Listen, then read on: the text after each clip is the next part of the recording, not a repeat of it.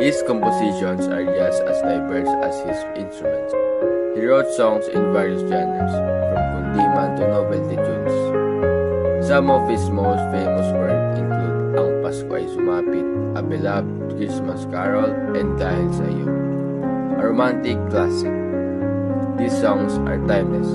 They're still sung and played today, generations later. I've even heard my grandma sing them. Beyond his musical talents, Celerio was also a prolific poet and writer.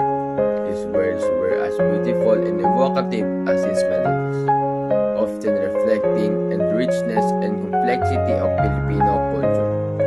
He wrote poems and short stories, adding another layer to his already impressive creative output. His contributions to Philippine music weren't overlooked. Celerio received numerous awards and recognitions throughout his life, celebrating his unique talent and impact on the nation's musical landscape. He was the National Artist of the Philippines, the highest honor given to Filipino artists. He also received several other awards, both local and international, further solidifying his status as a musical icon.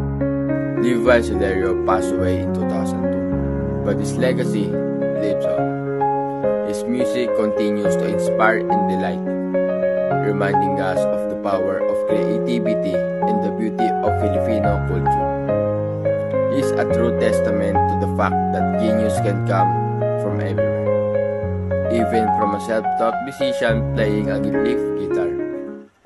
He's more than just a composer. He's a national treasure.